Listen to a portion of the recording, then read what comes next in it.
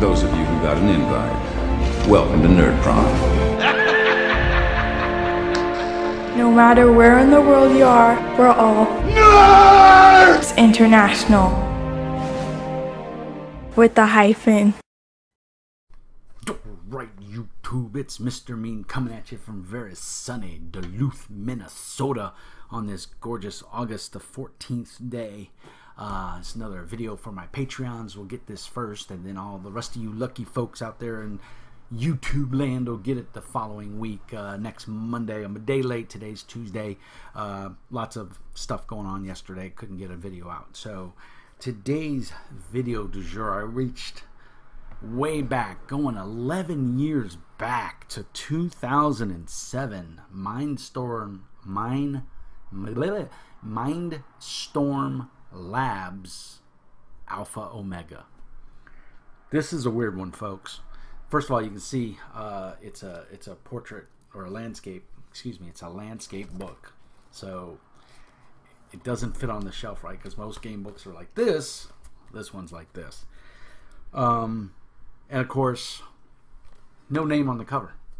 It does say it on the spine, Alpha Omega, Mindstorm Labs. But it just says core rulebook with that Alpha Omega logo on it. It's a glossy hardback. It's a gorgeous book. I gotta get that out of the way right away.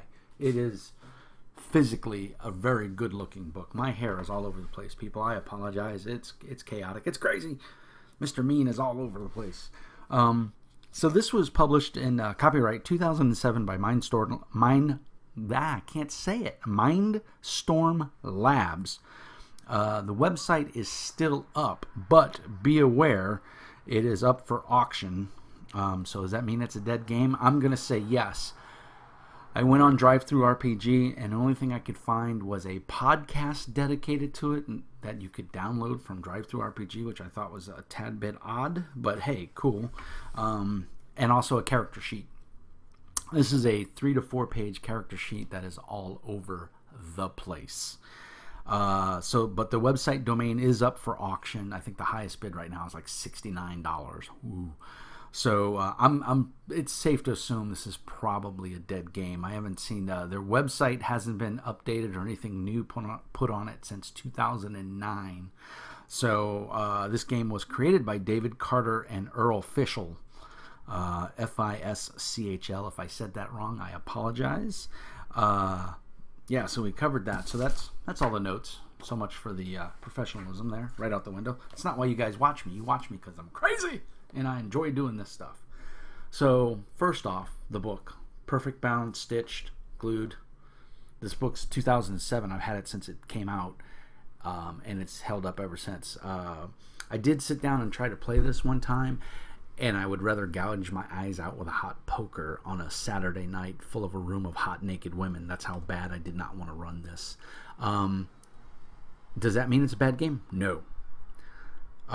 It's just not the game for me. I mean, if you like complex detail, chucking a handful of dice, then this is the game for you.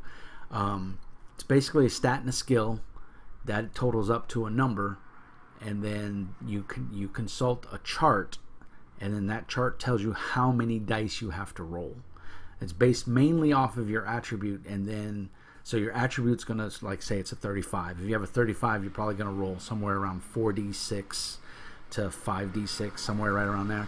And then say you had a skill of 13, you'd roll 44. You're going to add those two dice pools together, and you're going to chuck them. And then you're going to total them up. Now, if you have a bonus, or how we say, if you're specialized in a skill, you'll add those ranks to the total after you total up your dice. They don't equate to more dice. And then that's a target number, and then your GM will give you a target number. Usually 35 to 40 is around average. And that's the number you're trying to hit. If you're opposing someone, you obviously want to beat their number. But the game is just too complex. I mean, I was going to print a character sheet off, but I didn't want to waste the paper. Let me get to the front of the character sheet here and show you that. And it's 1, 2, 3, 4, 5 pages of a character sheet. Now you can cut that down by 1 if you don't do welding. Welding is basically magic or wielding. But that's the character sheet. You guys can pause that for a second and take a look at it. Pause the video if you need to. It's just busy.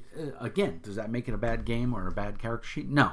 Remember, this is 2007 when Gloat was king. That was, a lot of, 3.5 was in its heyday. A lot of big Shadowrun still going strong to this day, but, was popular back then. And, of course, Shadowrun, you roll a shit ton of dice as well.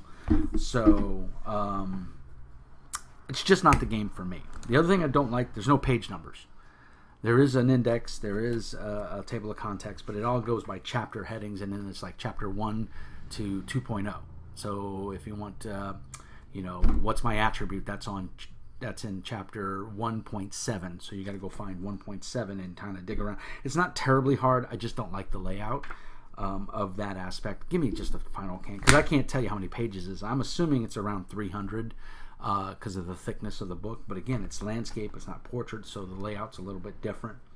The book is beautifully illustrated. I mean, I think it's, as far as the art layout of the book, it's fantastic.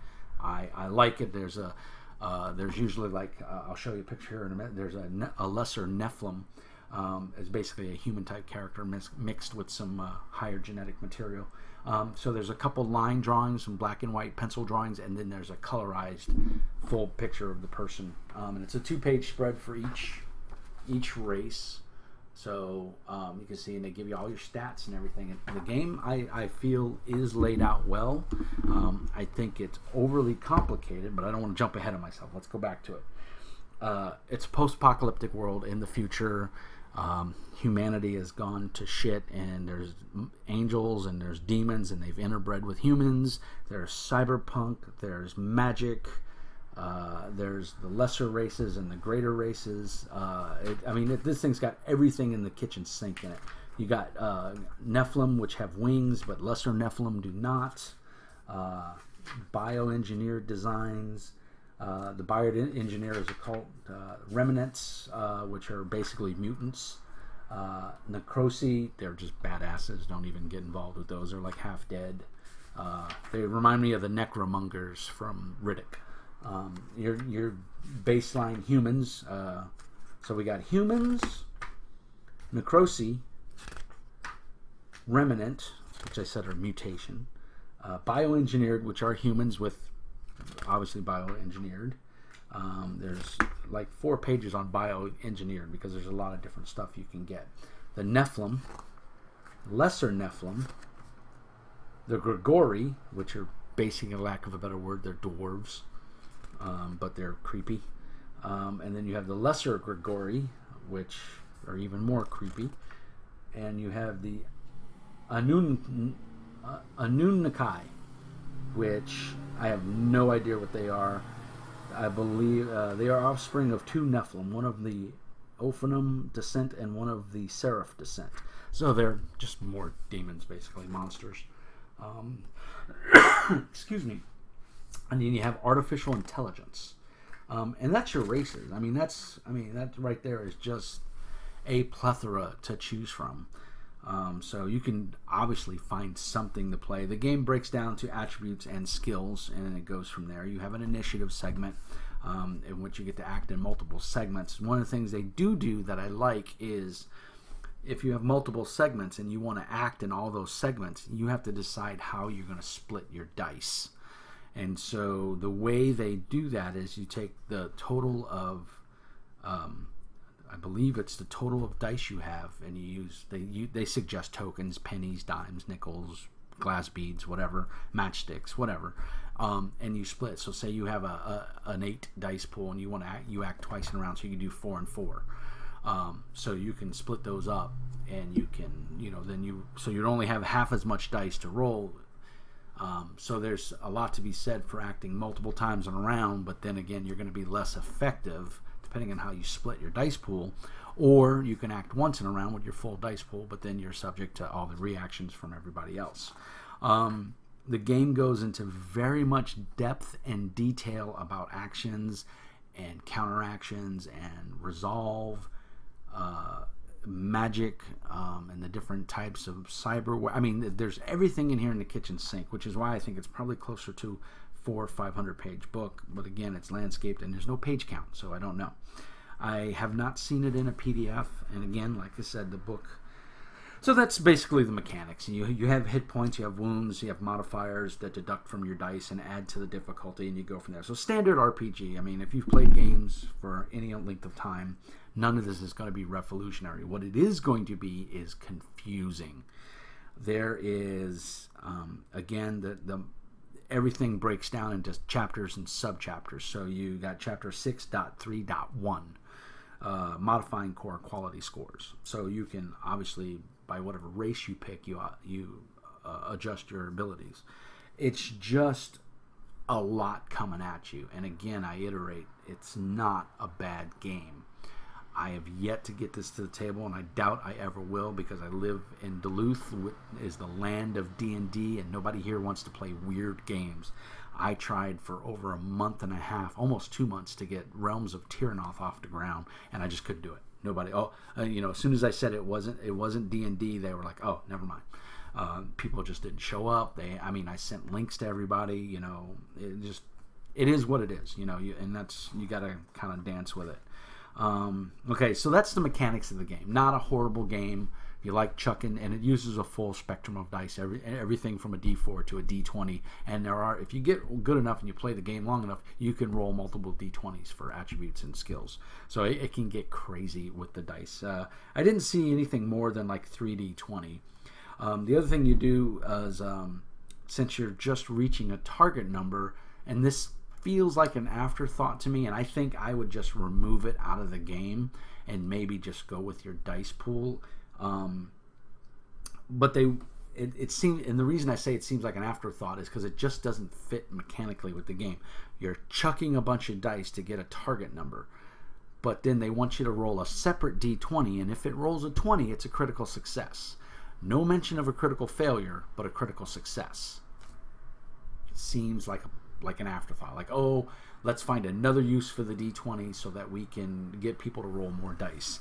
I would say I would chuck that, and I would just go with, if your dice, if you're rolling 5d6 and they all roll sixes, it's a critical success if it meets the target number. Like, say, so if you're rolling 5d6, which is a max of 30 on the die face, and your target number is a 40, you can't critical success, but you do get a success even if you didn't meet the target number because you maxed your dice out. There's modifiers in the game that'll plus or minus that attribute, and you can, or that target number. But I think just from the cursory glance of reading the rules that I did, that's how I would do it. I think it gives it a little more flair to the game instead of just arbitrarily rolling a d20 out of a dice pool and saying, oh, look, I got a 20. Whee! It feels convoluted to me. It feels forced, like you're trying to give the players a chance. I think players would be much more excited if they threw a bunch of D6s and a bunch of D4s and they all came up 4s and 6s. It could happen. I mean, your odds are slim to none, but it could happen. And if it did, God, would it feel great, right? So that's just a minor tweak that I would make. So that's the rules. I don't think they're horrible. I do think they're very convoluted. I think there's too many of them, but I think for what they were trying to do, it works. Does that make sense? I hope it does. There's a couple charts in here, nothing major. Each player should have access to the difficulty chart or whatever it is, or there's drawbacks and summaries. I can't remember what page it was on. It was in chapter 7. See, there's no page number, so I've got to... Oh, it's in the back of the book. The one thing they did do is they put it in the rules section, and then they also put it in the very back of the book, which I thought was smart. That's good thinking on their part. The quality scores and associated dice pools. So again, under the rules mechanics, your quality score is going to be for your attributes, and also tells you your active segments. So if you have a quality score of 20 to 21, your dice pool is going to be 4d6, and if you cut it in half, it's going to be 2d4. So it gives it to you already. Your average score on that dice roll is going to be a 19, with a max score of 32. and you get to act in segments 3 and 6, depending on your that's your initiative. There's a calculation you do, you get that total, and it tells you what your initiative segments are, your active segments, and that's the rounds you get to act. So you get to act in segments 3 and 6, in which case if you're going to split that dice pool, it's going to be 3d6 and then a 3d4 when you split them, because there's you go down a die scope when you start splitting dice pools. And so that's a cool chart. That's something, if I was a GM, I was going to run this game, I would make a copy of this and give it to every player, because I think they're going to need that. You're going to be referencing it a lot. I never saw a GM screen for this game, so I don't believe there is one. Then you also have another thing that would be important, especially for the GM, but at least for all the players, is list of effects and damage rating or difficulty rating factors. And it's a whole bunch of stuff in here. So that part's well done. Like I said, the layout of the book, I think, is really good. I like the odd design. I like that it's landscape instead of portrait. I like that. It does not fit well on a gaming shelf, I'll tell you that. But it sure does look nice. I mean, it's a nice spine on the book, a nice glossy black, smoky design effect. Again, the art is phenomenal. The book goes into telling you what happened to the world and how everything went to shit, and your place in it, which I think is great. There's a comprehensive equipment section for weapons and for ranged and melee and all that fun stuff, and armor, because remember, we got a high-tech society and we got a primitive society. It goes both ways. So the gear section is really laid out. They go into encumbrance. I don't know too many GMs and or players that even like encumbrance, but it's in here for you completionists, which is awesome. I think, like I said, they thought of everything. I think the game is just too much. If you had a diehard group of players that liked riffs or something to that effect, then this might be the game for them. A lot of the art is computer generated and or scanned in, but like there's a really good, that's obviously computer generated, looks really great. So I mean, it's a complete game in one book. So if you're into really complex games with thorough mechanics that may or may not, set the tone of the game for you or set the environment of the game for you, this might be the game for you. This might be one that you really like, because like I said, you got a bunch of different races you can play, a bunch of different character types. It's all skill types, so you get the skills. You want to be a pit fighter, then you take those type of skills. You want to be a thief, you take those kind of skills. So it's a skill-based game. I think the graphics in here really set the tone of the game. Some of the full-page art panels. I don't think there's actually, like that one I showed you, there's not a whole lot of full-page art panels. Like I said, well, here's one. Here's one page, and that's one of the more advanced civilization areas. I don't know exactly where it is. I believe it's their arcologies. They're all, obviously it's an arcology, so it's self-contained, but it's beautiful art. Like I said, it's consistent throughout the book. The physical quality of the book, I think, is very good. Would Mr. Mean play this game? Yes, I would. If I had a strong GM who could lay out the rules and make it clear and concise, I'd be happy to give this game a try.